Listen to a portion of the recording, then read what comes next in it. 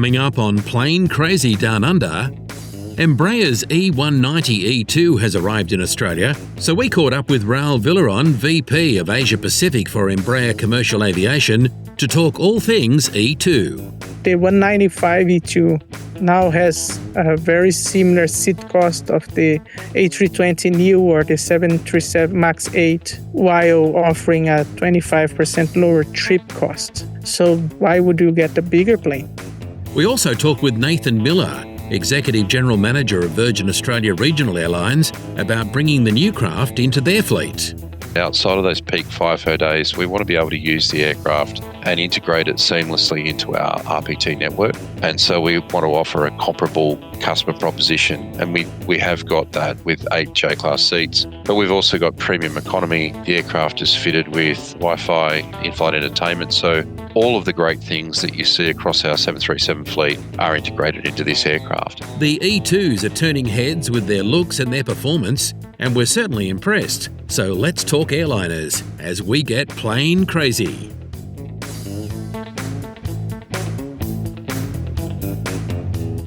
Well, thank you, Terry Daniel. Yes, and welcome, folks. It is time to get plane crazy. I'm Steve Vischer, and with me is Grant McHerron. Mate, we're going to talk airliners in this episode, and not only any old airliner, but something new to Australian skies. It's pretty exciting stuff. I know, right? You've dragged me out of the world of grey or the world of weird, sporty kind of recreational stuff, and we've gone full-blown airliner. Virgin Australia, of course, so they've gone through a lot of fleet changes recently. Of course, their long-haul fleet has changed. The A330s have gone, the 777s have gone. They've gone to all 737s, Grant. But have they? They are changing stuff up, and they're going back with Embraer for some of their regional operations. And, well, we can all live in hope that they might find their way over here to the East Coast sometime. But for now, they're heading over to the West, which is really exciting. Certainly is, mate. And I do recall fondly flying on the E190s, the original ones that Virgin were operating back pre-COVID. And they were really great. No middle seat. The windows were big and at the right height. On a 737, I always have to bend over to look out the window to see what's on the same level. Very annoying when taxiing and getting ready for taking off as a passenger. Self-loading freight, Very important role. But yeah, the E2s apparently are really good. So I'm looking forward to learning more about them.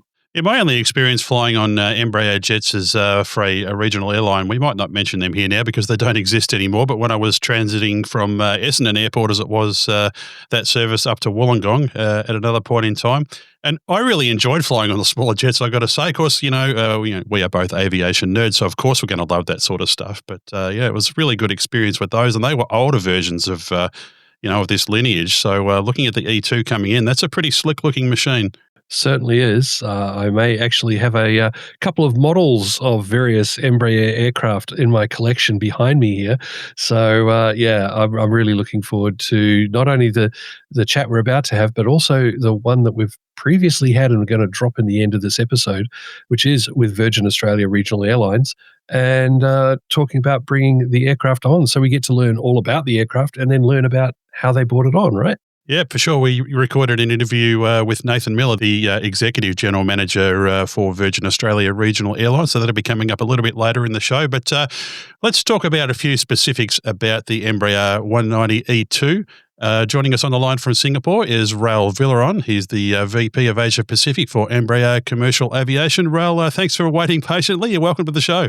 Thank you, Steve. Thanks, Grant. It's a pleasure to be here. Raul, it's great to have you on the show. And of course, let's get straight into the really important question where we've got Virgin Australia once again flying the E190. This time, of course, it's the E2 variant. I do remember when the E190 was first flown by Virgin, and I got a number of flights on them.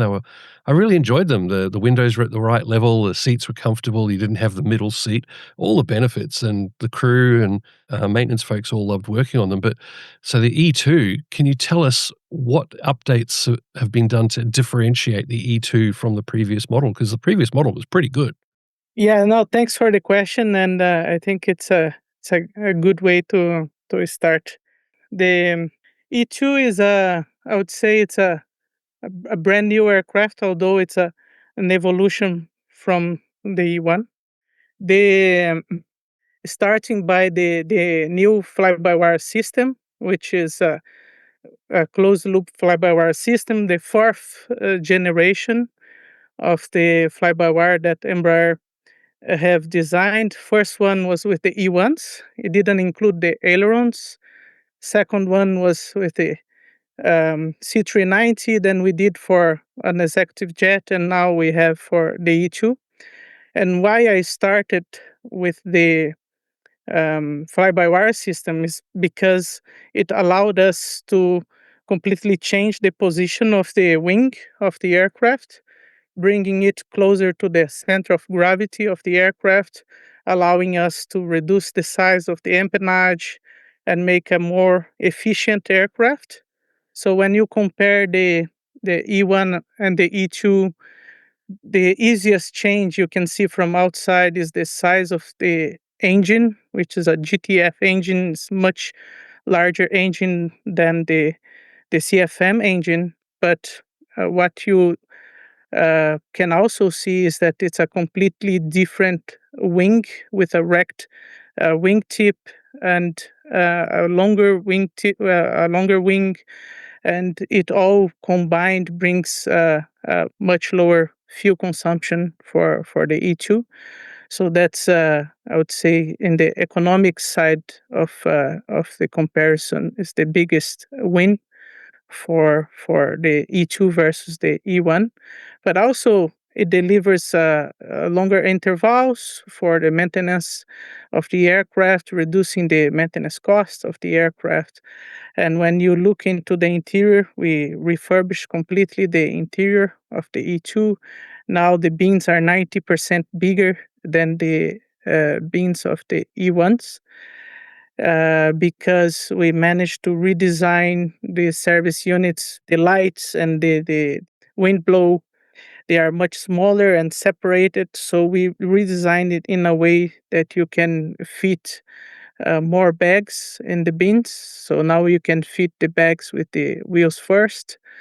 It also has the large windows, as you referred to, but we redesigned the windows as well, so it looks bigger and it gives more space to the customers. The classic 2x2 seating configuration is still there. Of course, we have more advanced seating that gives more leg space to the passengers and more comfort. And I would say another a big win for the E2 is the noise, internal and external noise, because of the engines, which are much larger. The engines run slower, and then it makes a lot less noise. So the aim of these aircraft is to fly in Perth and Western Australia, right? So when you compare to the Fokker 100s, it has the area of noise of the E2 is about 50% less than the Fokker 100, which is great for the community and internally for the passengers. Well, the technology that's brought in all those weight savings and efficiencies you talked about how that translates into what you can put inside the cabin. What about beneath the cabin? Does that allow you to carry more beneath, more freight, that sort of stuff, more baggage? We redesigned a little bit the cargo to make it smoother to protect the bags. For the 195 E2, it's a longer aircraft, right? It can carry more passengers, but because it's longer, it also can carry more luggage. The 190 E2 is exactly the same size. So the cargo compartment is very similar, with just small changes just to improve the efficiency of the cargo compartment. We see other airlines here in Australia flying around in Embraer products. Obviously, we think of operations like Airnorth or Alliance under the QantasLink banner, or even National Jet Systems, for example. Do you know? I know Virgin has taken on the new model. Have you had any interest from other parties here in Australia? I think it's good to explain a little bit the rationale of Virgin deciding for the E2, right? Because historically, serving the FIFO market was predominantly done by aging aircraft, right? So Fokker 100s, even now that the E1s are reaching an age that um, they are cheaper. I would say airlines would go there. And then Virgin decided to take a brand new aircraft for this type of market, which is unheard of before, right? And the reason is FIFO operations have very low utilization because you use it during a few days of the week. The other days, the aircraft is on ground, right? So having to pay for a brand new aircraft and keeping it on the ground for a few days of the week is not that efficient. That's why airlines normally opt for old aircraft where ownership cost is lower, so they can fly during the FIFO days and minimum flying on the other days. What Virgin decided to do was to challenge that model and to offer something completely different to the customer, to that specific customer, which is much more comfort, lower noise, more reliability, right? The aircraft is new, so you have less disruption to the employees and to the companies. And to do that, they have a hybrid model where they will operate the FIFO out of Perth and Western Australia, but they will also do RPT during the shoulder part of the week, right? They will increase the utilization, reaching maybe 12, 13 hours a day. So brand new aircraft starts making sense and compete with pre-owned older aircraft. So we expect that that decision will uh, challenge the market and will make other airlines that fly Fokkers or E190 E1s or any other older aircraft at least have a look at it to understand if it would make sense for them. We still believe in both models. We still believe that for those airlines that don't have a strong network and needs to fly FIFO only, the old E1s will do a great job as it does today, replacing Fokkers. And by the way, there's still many to be replaced. But also those that understand the angle of Virgin and believe that it can add value to the customers, they could have both options, right? E1s and E2s. So those oil and mining companies that need uh, or demand brand new aircraft, they have an option. For those who are looking for the cheapest operation, reliability is not that important. They can go for older aircraft. Our angle as a company at Embraer is to support all customers in the same way, making sure reliability of the E1s and the E2s is the highest because we know the importance in this type of market.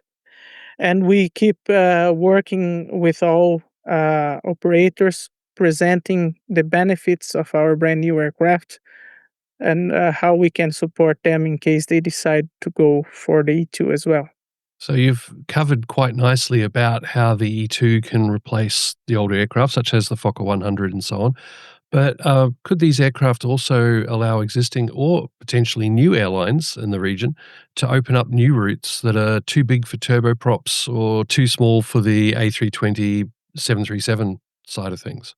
Yeah, some routes are actually big enough for A320s or 737s if they operate in very low frequencies, right? And we see that that doesn't really work. We saw that with Bonza, which tried the model flying smaller, thinner routes with bigger planes. But if you don't have the frequency, you don't present to your customer options, and it's very difficult to capture that type of market, right? So we see uh, many markets still in Australia that could be served directly, and today there is no direct connection because either the turboprop cannot reach, or the large narrow bodies are too big to offer a decent frequency, right? And we also see a window of opportunity to replace turboprops, right? With the E2, the efficiency of the aircraft's so great that turboprops, which used to be flown because of their operating costs being lower in some of the markets, now are challenged by the cost per seat of the 195 E2. We had the stop of one of the manufacturers, right? The Havilland stopped producing Q400s. Some of the airlines that fly Q400s today, they don't have an option for the future. So they are in between downgrading their Q400 operations to an ATR, or actually upgrading to an E2 with a lower cost per seat and more reliable, more modern, less noise, faster aircraft. So we see a potential also to replace turboprops even on shorter sectors, which are their bread and butter, simply because they remain with a very old design aircraft, low reliability, and not so competitive comfort, while we brought to the market the latest technology that is available with an aircraft size that can take some of that market as well. You talked about working with Virgin for their specific needs. I suppose working in this part of the world, you talk about fly in and fly out and what a significant part of our aviation market that is. Did you find that was that a particular challenge that you really took on, to make that work for Virgin? Working in the Australian market in that sort of environment, I suppose would be kind of unique. We quickly understood what Virgin wanted to do, and we know the challenges. The good thing is that the 190 E2 performance is really good, and there are some very tough airports in Western Australia that demand that performance. So, what we needed to work together was to make sure that their mission could be performed with the highest reliability possible, because one delayed flight or one canceled flight has a huge impact to the end customer, which is the mining companies that need their employees to get on time and go back home safely on time. And uh, we we worked on a deal that addresses all those concerns of Virgin, because we believe that could be a huge opportunity for us if other operators see that that is working well, right? And especially if some of the mining companies start asking for brand new aircraft or younger aircraft rather than old ones, simply because now there is an option. And with that experience that you gain here, I suppose that helps you to broaden your scope to more, other parts of this region, particularly in Asia and Southeast Asia. Have you seen interest from that part of the world based on, people looking for similar types of operations? I note with interest, for example, that Scoot has taken on the variant now. Yeah, yeah. Scoot is doing a good job to spread the E2 wings into Southeast Asia. They fly to Vietnam, Indonesia, Malaysia, Philippines, and every time the aircraft lands in one of those countries, airlines are looking at it and trying to figure out, okay, what's this new aircraft doing for Scoot that is adding value to them. And we see that they were able to open markets that were never served before. And that's not only good for Scoot, but also good for Singapore Airlines Group, because now when someone from Australia wants to go, let's say, to Koh Samui, they fly in with Singapore Airlines to Singapore and then connect on one of the 4 daily flights Scoot has to Koh Samui. That's just an example, but they fly to many other places that nobody else fly and it's giving options to Singapore Airlines and to Scoot. We also announced a deal with ANA, All Nippon Airways in Japan, just in the beginning of this year.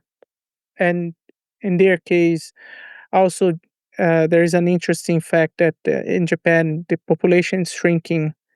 People are moving to Tokyo. So if you want to connect the provinces that do not go to Tokyo, then you need smaller aircraft. And they decided to order 15 E190 E2s to connect those provinces that uh, demand an aircraft size of the 190 E2, and that's our bread and butter, right? Airlines that need to right size or needs to increase frequencies and they don't have the right aircraft.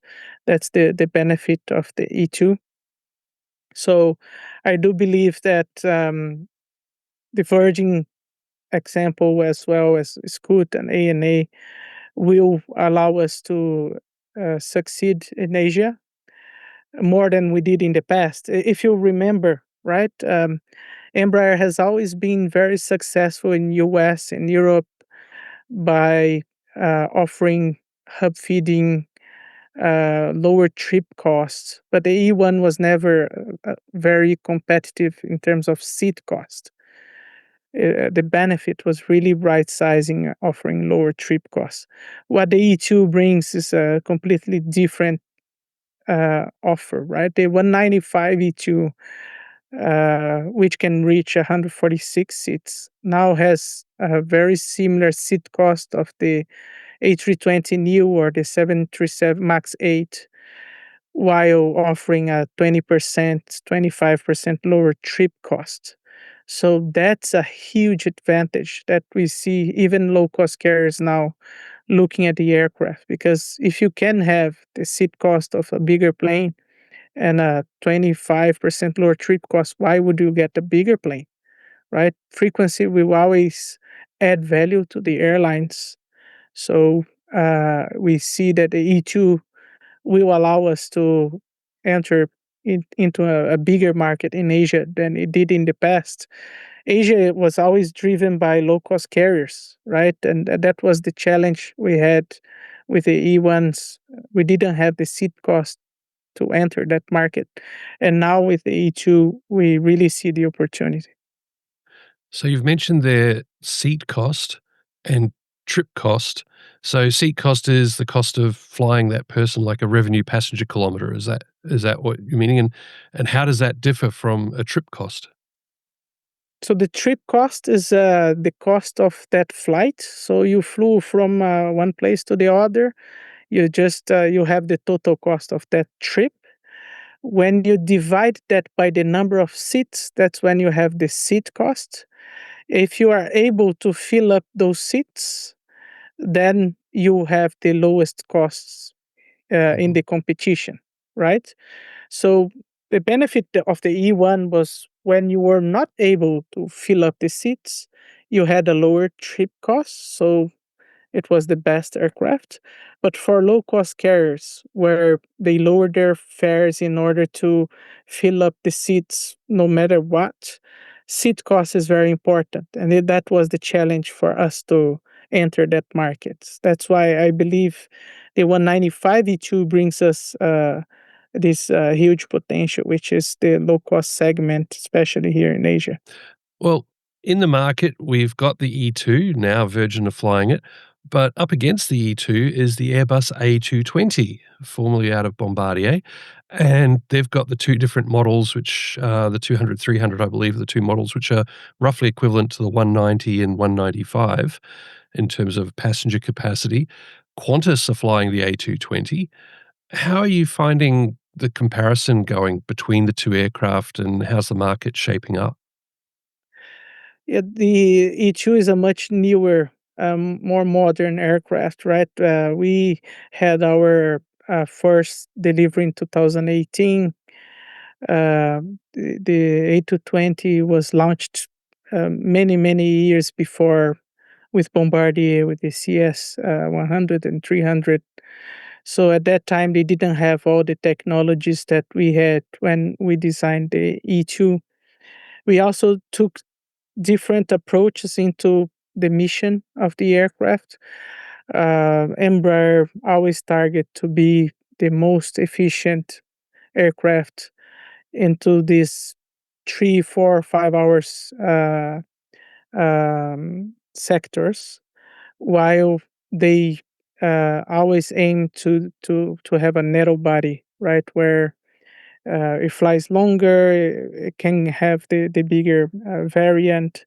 So what what happens when you decide between one and the other is that when you fly longer and you have a bigger uh, aircraft in the end, you have to carry more weight, you have a bigger wing, you have more reinforcement in the structure of the fuselage, you need bigger landing gears, you need bigger empennage, and all of that will um, carry weight and drag.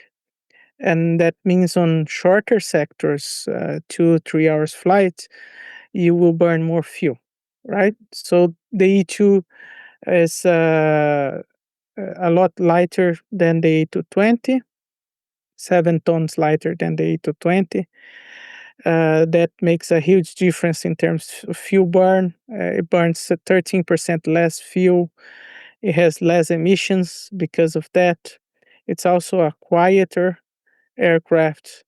It has longer maintenance intervals, and that's more because of Embraer experience building commercial aviation aircraft, while it was the first time Bombardier did a dedicated commercial aviation design, right? The CRJ was still a business jet when it was designed. So they were learning, and we had the experience of the E1s, where we actually, when we decided to build the E2s, we went to all our customers and non-customers and asked, what do you need on the E2 that's not working well on the E1s, or would you like to see on the E2? And then we had more than 1,000 feedbacks, which were looked into details of how we can improve each one of them. So we actually did a lot of improvement based on customer feedback and based on the E1 experience. And now the maintenance intervals of the E2s are longer.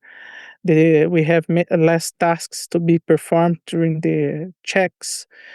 Both aircraft, the E2 and the A220, they carry the same engine, although they have different names. We have the PW1900, they have the PW1500, but they actually are the same engines. The difference is when you have the same engine carrying different weights, the heavier aircraft will demand more thrust, which means it will demand more from the engine and it will have less time on wing. Less time on wing means more expensive engine maintenance cost. So the E2 has also lower maintenance costs, not only on the airframe, but also on the engine. So lower maintenance costs, lower fuel burn, lower noise, more reliability. The E2 is also a more reliable aircraft. We are at 99.4% reliability today, which is for a new product. It's really impressive, right, for the E2. And that's because we we had so much from the E1s that we learned and we could implement from changes to the E2s. So I'm happy to see Virgin taking the E2 to such uh, an area which is sensible to reliability, because it will really give us the chance to be even better. And rail maintenance, of course, is something you talked about a lot in that previous answer. You tell us a bit about the support and maintenance network in this part of the world, in the Asia Pacific region, and perhaps some of the organisations that are involved in that.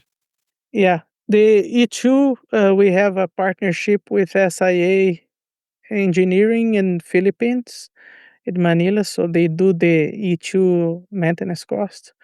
Of course, because of the intervals. You only need a real heavy check on the E2 3 years or more after entering to service. So it's a bit too early for Virgin to look for a place to do, but they will do their own line maintenance, of course. And Embraer has also a warehouse in Singapore with more than $100 million in spare parts that will support the operation of all Asia Pacific customers.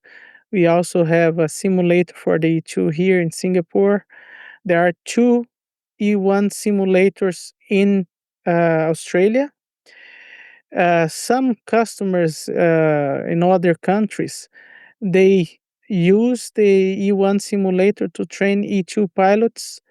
For that, you need a difference training of 2.5 days, not simulator hours, but flight training device is enough. So they could actually use the simulators in Australia as well if they want to. But I think initially the plan is to really do it here in Singapore. In the end, it's almost the same time to go from Perth to Singapore versus Perth to Brisbane, right? So for now, the plan is to use the simulator here in Singapore. And for the E1s, we have partners in many different regions. Of course, we have capability in Australia, but we also have Fokker services here in Singapore as the Embraer Authorized Service Center that can do maintenance of the E1s as well. We have simulators of E1s in China and in Japan as well on top of Australia. Well, Raul Villaron, Vice President, Asia Pacific for Embraer Commercial Aviation, thanks very much for coming on the show and chatting to us about the E2 series. Yeah, thank you very much. Great to talk to you guys. Have a good day. Cheers.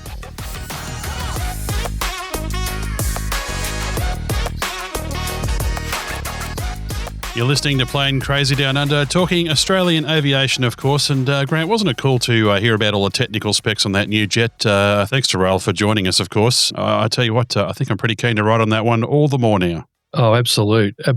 I've got experience, like I said before, on the original E190. I would love to try the E2 variant and just get that feel for it. And amazing what he was saying about how with the fly-by-wire coming from the KC390, he says, try to move his finger in the right spot so Steve can see where the model is. But taking that technology and putting it into the airliner allowed them to use that smaller tail, move the wings, the bigger engine. It's just amazing. And it's quieter. You know, Grant, it's a bit of an editing job, just like I do here when I'm putting audio together. They've just kind of edited that plane and taken the best bits of some other ones and put some new technology in, and here we are. Yes, but usually when you're doing the editing, you're trying to make me sound worse. But we'll move on from that. Well, of course, if you want to ride on one of these new jets, you're going to have to head over to Perth and, hop on Virgin Australia Regional Airlines, some of their routes that are going to be operating out there, and, of course, also FIFO operations, which is obviously very big in that part of Australia. We spoke to Nathan Miller, the EGM for Virgin Australia Regional Airlines, and he told us all about what we can expect on board the aircraft. And, interestingly, Grant, from an aircraft nerd, I also asked him a little bit about the route that it took to get it here, because I love that stuff. Let's have a listen to that one.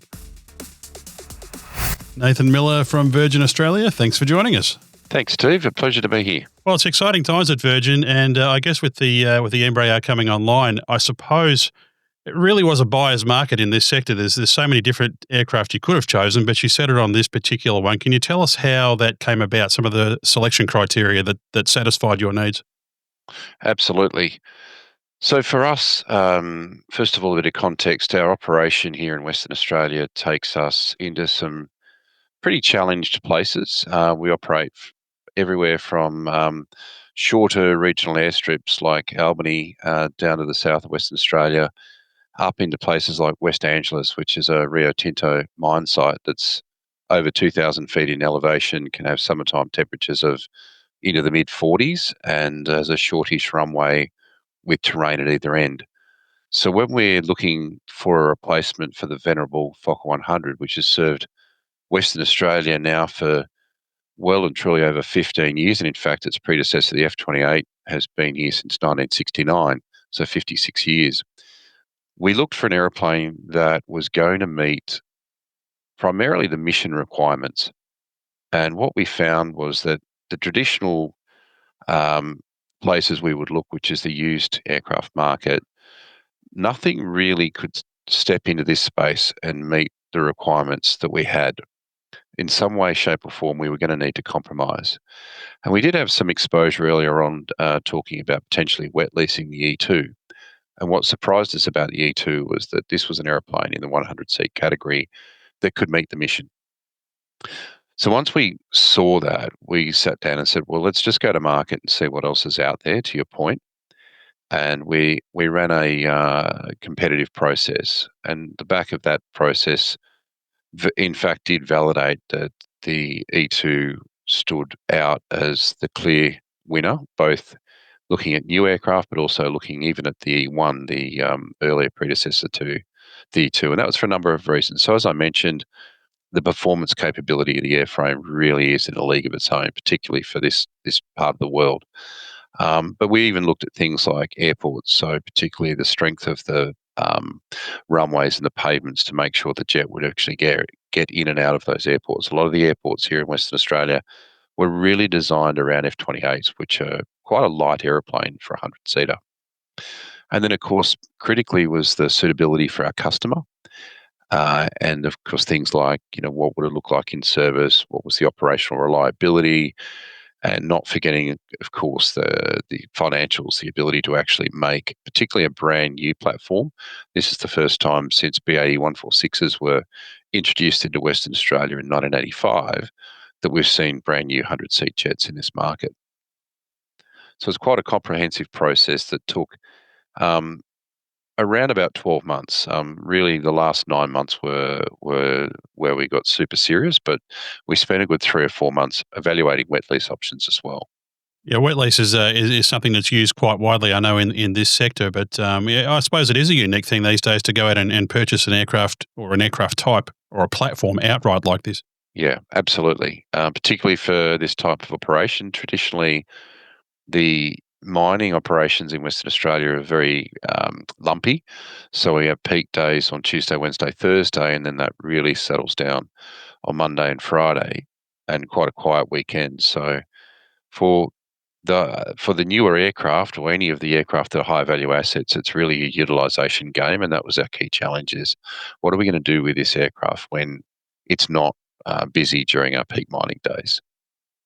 Well, I mean, servicing the fly-in and fly-out market, I suppose, is really a key factor in this. I suppose there's really, even though that you say it goes in ebbs and flows, I suppose overall there's no projected cessation or wind back of those activities. I mean, that's still going to go forward, full steam for the foreseeable future. So having a jet like this in the long term, I guess, is a critical consideration. Oh, absolutely. If you look just from the perspective of iron ore alone, we see mining projections, mine lives of 30, 40, 50 years.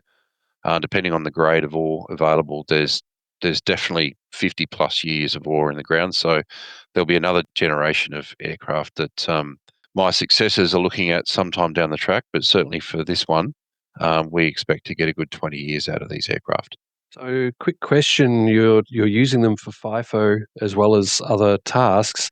Now, you don't normally expect to find a business class seating at the front of a FIFO aircraft.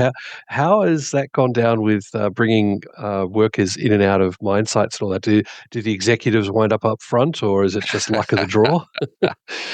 Yeah, that's a great question, Grant. And to be honest, that's something that we're working through customer by customer.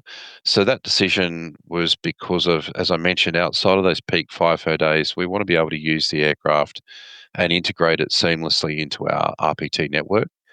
And so we want to offer a comparable customer proposition. And we have got that with 8 J-class seats, but we've also got premium economy. The aircraft is fitted with Wi-Fi, in-flight entertainment. So all of the great things that you see across our 737 fleet are integrated into this into this aircraft. But yes, to your point, for a 100-seat charter spec where business class is not required, then there are various ways that we can solve that with the customers. Some customers will look for a priority system. Some customers want first in, best dressed. Some customers want to look at it as a reward. We've even had some customers saying, hey, look, we want those seats filled last. Everyone can be in economy. So the beauty is it's effectively their aircraft when they're chartering us, so they get to choose what they want to do with those 8 seats, and that really is down to what their preference is. You've mentioned just before integration, and that leads me on to another question, which is this is a whole new aircraft. Yes, Virgin has had the Virgin mainline has had the original E190s. Flown on them, really enjoyed them. How are you going about integrating these new aircraft, given tech, cabin crew training, maintenance, services, etc.? And do you have any staff who used to fly the original E190s when Virgin had them? Yeah, so maybe to answer your last point first, yeah, absolutely we do. So in fact, our lead project pilot is a former E1 pilot from Virgin Australia. He went on to fly the 777s for 737s and 777s, and then post-COVID actually ended up flying E1s again with Alliance before he's come to us. He's not alone, so there's a bunch of pilots that we've got here. And it's an interesting point. I've been around aviation and airlines for well over 30 years. I've never actually struck an airplane quite like this one that has such a fan base. And you mentioned it yourself. It's not just the pilots, but it's the cabin crew, it's the guests. This airplane seems to have this incredible league of followers. And until I actually went and flew on it in the delivery flight, I didn't quite get it, but I do get it now. It is just an amazing airplane. It brings with it all the comforts that you would expect from larger gauge aircraft, but it's a surprise and delight because it's as fast, if not faster. It has phenomenal range. Now in its E2 variant, it's very, very quiet, very, very efficient. So they love it even more, and I expect that cult following will only get stronger with the E2, which is pretty amazing. But coming back to the earlier part of your question, so Virgin Australia Regional Airlines is a separate AOC, and it's the original, what was once upon a time, SkyWest. So all of the program work that's going on with this aircraft is happening within that separate air operator certificate environment. So we've brought in pilots, as I mentioned, from with previous experience, many of them ex-VA, and now we're starting to mix with our own pilots as we exit A320s and the Fokker 100s from our fleet. We're moving those pilots who want to move to the E2 onto the E2 aircraft. Similarly, with our cabin crew, they've literally only just started training in the last few weeks once we've had the aircraft available. And they're also doing their training and their flights on the E2. And our engineers, we've actually had 6 courses of engineers that have gone through, travelled to Brazil to do the initial training, and then travelled up to Singapore to do practical training on the aircraft. So six lots of courses have gone through, and they're now all trained on the E2 as well. Since the aircraft actually got here, we've been doing what we call non-revenue flying. So we're flying the aircraft effectively empty for the purposes of training our pilots, training our cabin crew, training our engineers, and very importantly, starting to expose airport staff to the aircraft. So up until we do our proving flight with the regulator on the 15th of October, there's lots of activity involved in developing a baseline of operational experience for this particular aircraft. Even though a lot of those people have experience with the E1 previously, this is a different airplane. There's I think over 1,200 changes or improvements that Embraer made when they went out to customers prior to the commencement of the program, and they asked them, how could you make this airplane better? And they got around 1,200 suggestions that they adopted. And that's what you see today is the result of that. So everything from the efficiency that comes from a different wing, so it's a bigger wing. Obviously, is those giant gear turbofan engines, which really do look massive on this airplane. Somebody pimped my ride. One of our people said. But even little changes, so it's a full fly-by-wire system. It is the tail is actually the vertical stabilizer is the vertical stabilizer from the E175, the baby of the fleet, so slightly shorter, which means that there's a little bit less drag, and that's enabled by the full fly-by-wire system. So all of those external things, different undercarriage, you would note. This is a trailing lift system in this new aircraft. Inside the cabin, lots and lots of small changes, but the biggest one that people notice, those overhead storage bins are huge. It's quite deceiving. But having spent some time in the aircraft during our delivery flight, we really did try and stick all the bags we could in to trial it out. And it's true what they say. Everybody can take a bag on and get it overhead, which is fantastic, and could not do that with this aircraft's predecessor. It's interesting you talk there about drawing down other fleet types. That kind of mirrors the way Virgin sort of restructured in the last few years in the mainline fleet as well, isn't it? So I guess there's economic advantages to having a smaller number of more common platforms in the fleet. Absolutely. Steve, simplification is the name of the game for us. We are operating effectively what will be two simple fleets, the 737 platform and now the E2 platform. And to hold that simplicity, the Virgin Australia Air Operator Certificate that's focused on the 737s and the Virgin Australia Regional Airline Certificate that's focused on the E2. So really trying to play to our strengths within each of those two AOCs and businesses. Now, Nathan, I've got to tell you, anyone who's listened to this show for any length of time will know I'm a real aircraft and airline nerd, and I like all this sort of stuff. Now, I did note the delivery flight, and it was a pretty interesting, flight path that it took.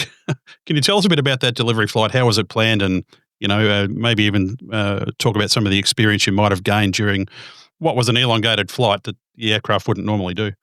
Absolutely. And so by way of background, I do share your passion and enthusiasm for aviation. I actually grew up with a father who was an airline pilot with an airline called East West Airlines.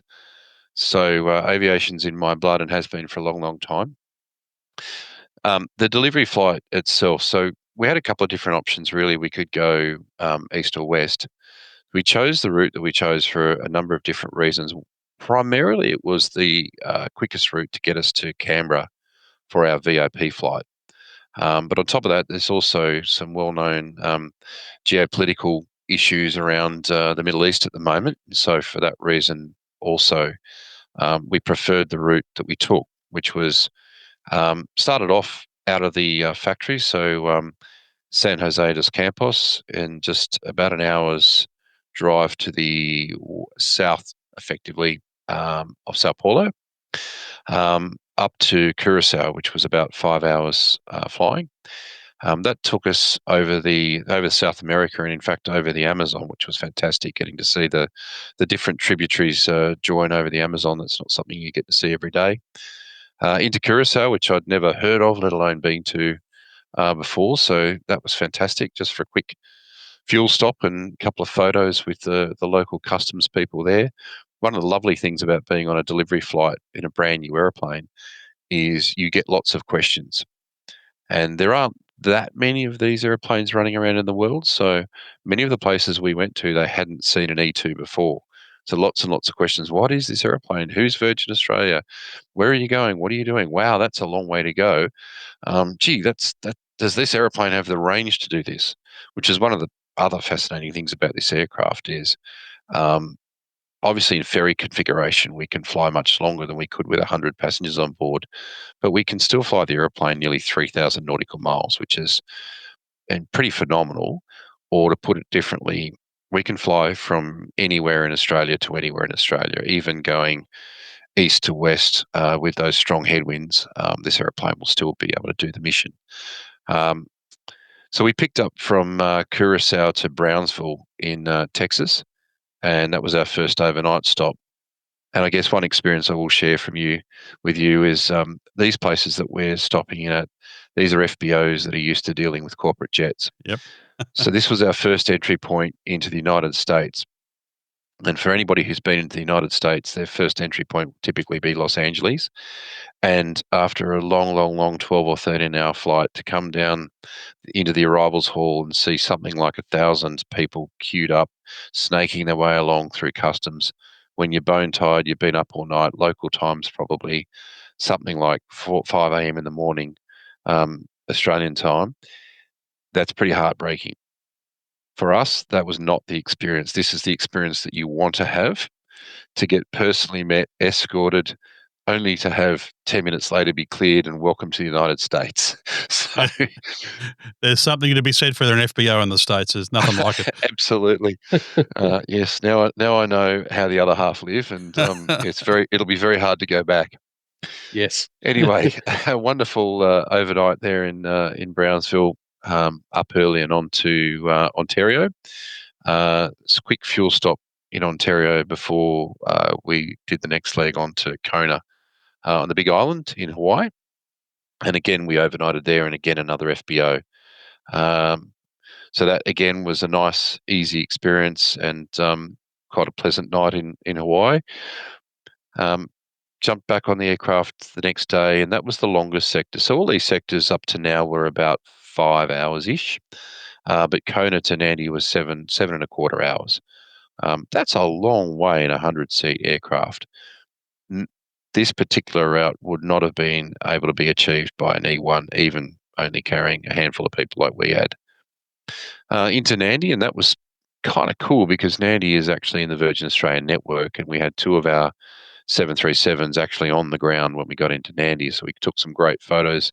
The first time our aircraft got to see the big brother or sisters, so that was pretty cool. It was interesting to see our crew jumping off the aircraft from a 737 and looking at, hang on, that's not a 73. What is that? That's the E2.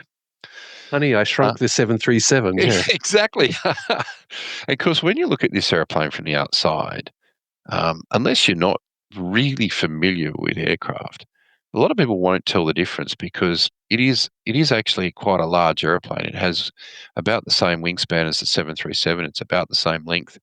The engines are actually bigger, so it really does look like any other airplane sitting there on the ramp. It's only when you get on it and you realise there's no middle seats that it's a bit narrower. So we went from Nandi down to Canberra. What was interesting for me about that particular sector, we had very strong headwinds and we were running a little bit behind time. So the crew decided to wind it up, so to speak, and we thought we were chasing down one of our 737s. This is the other interesting thing about this particular aeroplane. It's versatility. You can fly it slowly or you can actually fly it very, very quickly. So we found ourselves just shy of 500 knots true airspeed, which is pretty phenomenal considering, for anything. I mean, a typical A320 737's cruising at around 440, flat out around 450, 460. So we were sitting at about 490 knots and expecting to be catching our 73 and couldn't quite figure out why we weren't catching it as quickly as we would think, only to realise that in fact it was, I think it was a Hawaiian A330 that we were chasing down. So it's not every day that a regional jet's chasing down a wide body, but there you have it.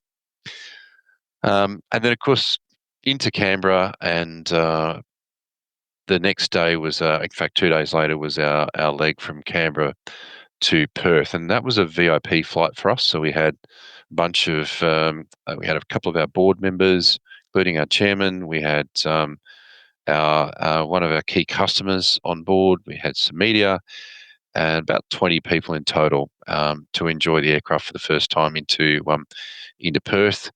A wonderful arrival celebration that started off with the fire trucks giving us a salute, and then into the hangar to eventually have a dinner that night under the wing of the aircraft, which was something really special. Well, I tell you, also from Aircraft Nerd, I'm just looking at some photos of it here, and I noticed the registration VH Echo 2 Alpha, which I think is a very nice touch too, actually. So that's certainly satisfied the Aircraft Nerd in me. Thank you. I'm personally proud of that. Nice work, nice work. And there may or may not be other registrations that have been in that same theme registered. So we're very keen to see that grow. Lovely. No prizes for guessing what the next one's registration will be, or the one after that. Yeah. Okay. Well, it's great to see that CASA introduced the numerics just in time then. Yeah, they did. Well, wait, to wrap this one up, one last major question, and that is, you've mentioned that you've got the proving flight October 15th, so that CASA will allow the aircraft to operate with passengers. Once you get past there, once you're established and operational in WA, you've mentioned the aircraft has the legs to do anywhere in Australia to anywhere in Australia. Will you be supplying, as you said, you're in a separate AOC and so on, but will you be supplying that E2 into the main line so that when they don't quite have a 7.3 load, they could use the E2 in place? That's the plan. I think at the moment, though, it'll be sort of crawl before you walk. So the first priority is to bed down the FIFO flying here in Western Australia, and then start to look at the RPT flying here in Western Australia. We currently fly to Adelaide and Darwin, so that also is on the cards to look at flying into those two airports. So that interstate style flying. Then beyond that, yeah, we are looking at where does it make sense to use this aircraft where the 7.3 doesn't quite make sense. And so we've got a bunch of ideas around what that would look like. But as you can imagine, those long, thin routes that a 100-seat jet is really suitable for. And that's the interesting thing where the paradigm shifts here is these are things that we could never have done in a Fokker 100 in days gone by. Virgin did try, in fact, operating the Fokker to Adelaide. And then, of course, on the way back, it had to stop for fuel in Kalgoorlie. That's just not the case with this aeroplane. We could operate it from Hobart to Perth. So there's a range of options here that we want to look at as we start to grow the fleet. Right now, from where we sit, so we've got 4 aircraft slated to arrive between now and February next year. Then we've got a bit of a gap before we take the next tranche of aircraft. And so the first 4, it's very much focused on getting the operation bedded down here. And would you see potentially, once you're building up the fleet, that there's opportunities for some of the city pairs that, for instance, Bonza, Tried and Koala are talking about, where you've got it seems like the perfect sized aircraft to open up whole new routes? Absolutely. I mean, everything's on the table. I think, as I say, it's just a case of get our feet on the ground, build that operational experience, understand the aircraft. For us, this is a brand new aircraft. There'll be lots and lots of learning that goes on. So part of that learning will be what will make sense for us operationally and commercially, and then look at how we would deploy the aircraft beyond West Australia, but very, very focused right now on just here in WA. There is so much opportunity for this airplane at the moment. In fact, I can't believe the level of interest we're seeing from customers, existing and prospective, because they've never seen a new aircraft, new jet before. So there's a lot to focus on here for the moment, which I realise isn't what you want to hear, because people want to hear that we're going to put them on the East Coast. Well, I miss them over here, all right? But also, as you're saying, it's all the benefits of an F100, but it's shiny with all the mod cons. You can't go wrong. Oh, I could talk about the airplane for hours. It's everything from its seats are as wide as an A320. The windows are as big. I mentioned about the lockers before. It is one of the fascinating things about this airplane is how quiet it is. It during takeoff, you're barely able to hear the engines, and during cruise, you won't hear them at all. What you'll just hear is the air, both from the air conditioning system and going outside the aircraft. What's interesting about that is all those noises are there in any normal aircraft, but what you're focusing now is on what you can hear, because the noise of the engines has all of a sudden almost disappeared. The other really fascinating thing about it is, as you head towards the back, unlike the Fokker, it's exactly the opposite. It gets really, really quiet as you move after the wing. So yeah, it is a very comfortable and impressive machine, and for those longer sectors, I think people will really appreciate that level of comfort that you just wouldn't get from another aircraft like this. As you probably can gather, we're very proud of this acquisition to our fleet. Justifiably.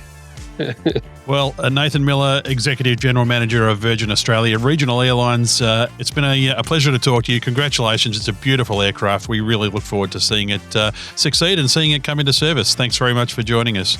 Thanks, Steve. Thanks, Grant. Cheers. You know, Grant, you know what I find really encouraging about talking to Nathan, not only about all the really cool specs about the E2 range, but, it's good to get an executive manager of an airline who's not just a businessman, but someone who, you could tell his passion there, his passion for aviation, his passion for airlines, and it makes it a joy to talk to people like that. Absolutely. And it was really great after we finished recording because we got another 5 or 10 minutes of his time. Yeah. And it was really great. We were talking complete AV geek nerd modes about aircraft. Probably should have recorded that too, actually. Yeah. We'll get him on for another show. Actually, what would be better is to be over there for the Fokker 100 farewell, and then we could probably interview him in person. Yeah. I actually would love to get over there. I mean, if nothing else, Grant, it would be a great excuse to get over to Perth. It's been quite a few years since I've been to Perth, but it's such a great place. I love going over there. Yeah, well, my first trip to Perth was way back in 2014 when I spent less than 24 hours at the airport when I arrived, and we were doing the A350 XWB video shoots. And so I flew in the morning at Qantas, went across to FIFO where we all assembled, and then we went to International to brief, and then it was out on the terminal, back to International to check with the guys, and then around to Virgin to fly home. So, that was interesting. But then I was just there earlier this year for a couple of days for a defence gig. There was the ADM WA Defence Summit, and that was a lot of fun to be in Perth, admittedly for 2 days total. But I think any excuse to go back there would be jumped on by both of us. Yeah, of course, the 2 times I've been over there has both been for the Red Bull Aeros, which was awesome, but it also goes to show how long it's been since I was there. But of course, long-time listeners to the show will know we actually do have a correspondent over in the West, Ben Jones, but we could probably pull him out of deep freeze and get him to come with us. Although, Ben's been very busy building scale model trains these days, which is disturbing on some levels, but pretty cool on other levels too. He's gone Gunzel like yourself, perhaps? Yeah.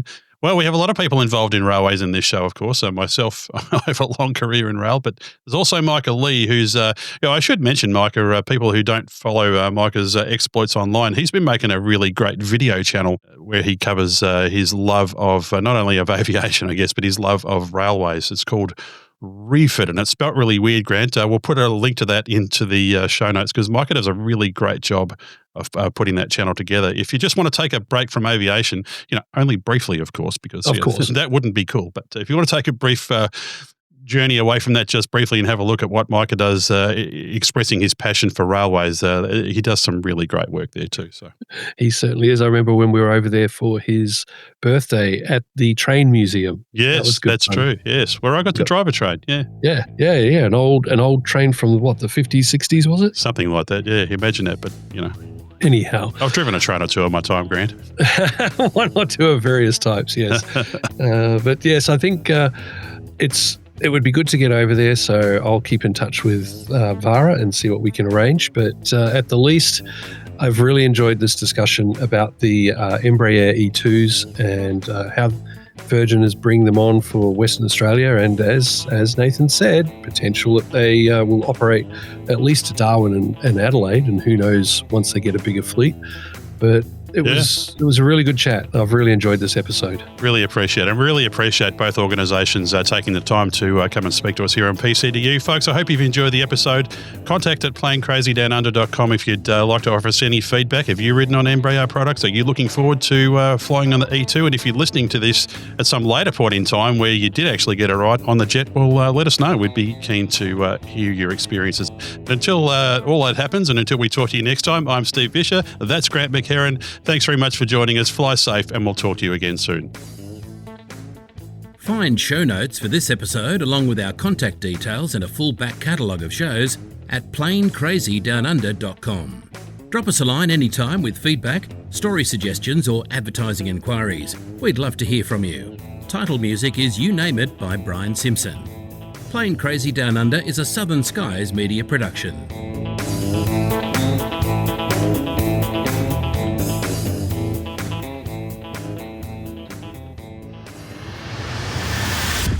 Southern Skies Media.